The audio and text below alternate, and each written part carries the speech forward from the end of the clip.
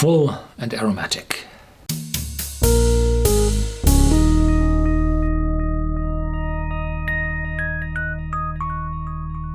Welcome to Whisky.com, where fine spirits meet. My name is Lüning, Horst Lüning. I'm the master taster of Whisky.com, and today we have a rare bottle here in my cask. It's a Longmorn vintage 1964.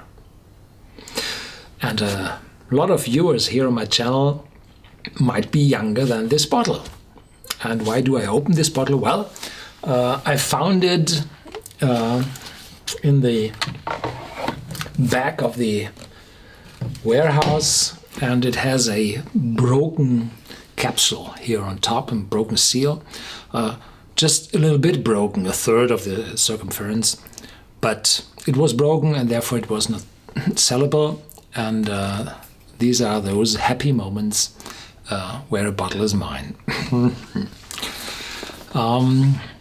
This bottle is from the independent bottler Grodon MacPhail from Elgin, Scotland, and this bottler, this independent company, which bottles from the majority of Scotland's malt whisky distilleries.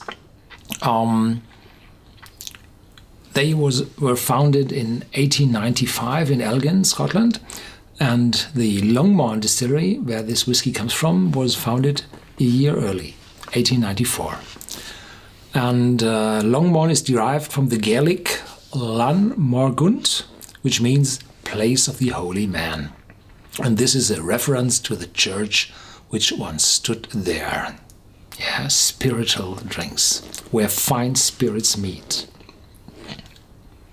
And here's some tasting notes: rum and resin notes with hints of old leather and beeswax polish. Stewed prune influences emerge, and a delicate hint of nutmeg lingers. Yeah, and this is a vintage label from former times. There is a Longmorn bottle out on the market which looks different today.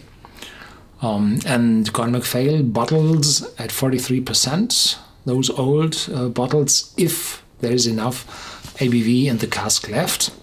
In former times, they bottled at 40% ABV, but it's 1 or 2 decades ago that they changed that. In former times, there was also a screw cap on top, a metal screw cap. They changed that to cork. And and this one is bottled in 2012, so 3 years ago, and it's 48 years old. Really, really old. Because they do not artificial color their whiskey. This is first fill sherry cask.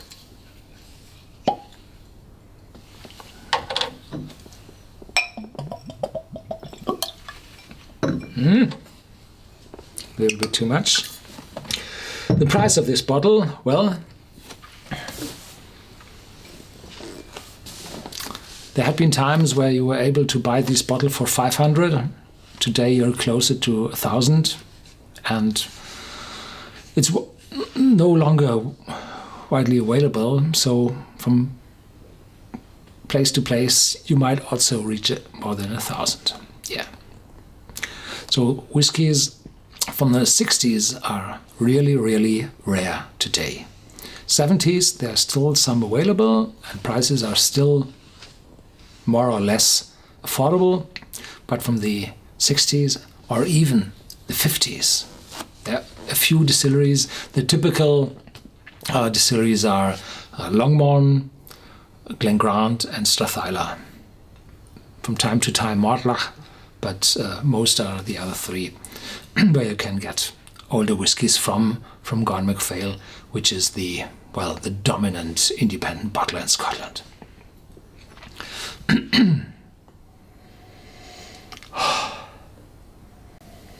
Full and aromatic. There's this dark fruitiness from the sherry mixed together with the strong oakiness from a close to 50-year-old long maturation in the sherry cask.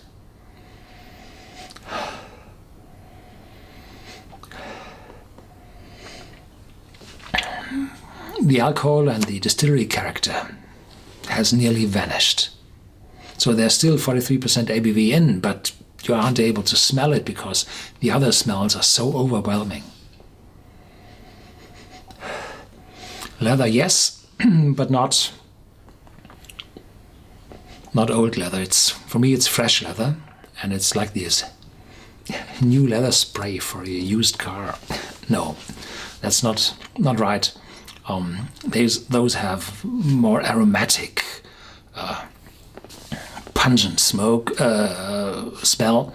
This one is fresh, good leather, like a good leather jacket or good car with leather seats. Beeswax? No. A little rum, probably.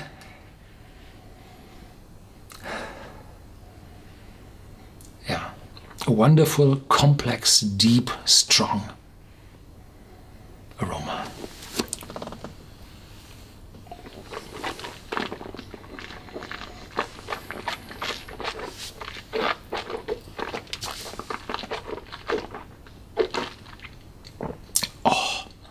The impact is full, starting with a bitterness, in the beginning a light bitterness, then developing stronger, like espresso, a dryness, and there is a piece of oak I'm chewing on. No, there's no piece of smoke in the of oak in the whiskey. No, it's like you're chewing on a piece of oak. So this is strong oakiness, really strong oakiness.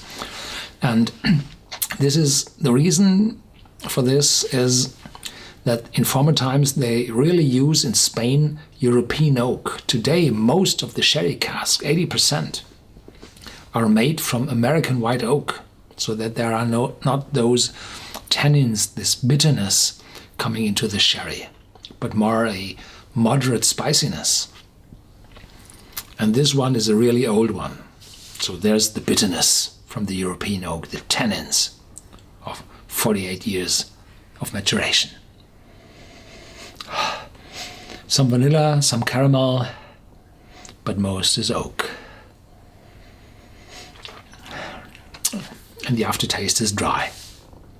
Yeah.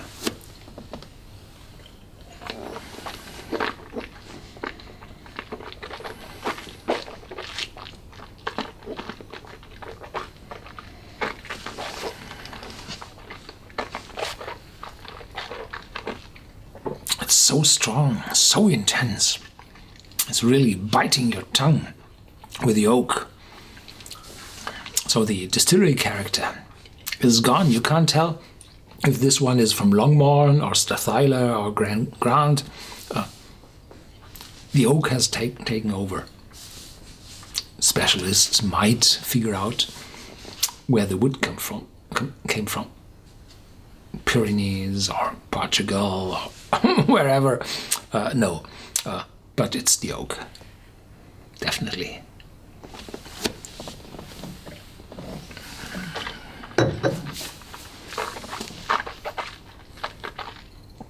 Thank you for watching. There's more to come, more expensive whiskies to come, and I'm answering your questions on Whisky.com in the vlog there. So I do no longer follow the questions and discussion going on YouTube because I want to put everything together and not to spread too far, have far less time to spend. So please come on the vlog on Whisky.com, and there I will answer your questions and comments. Thank you very much.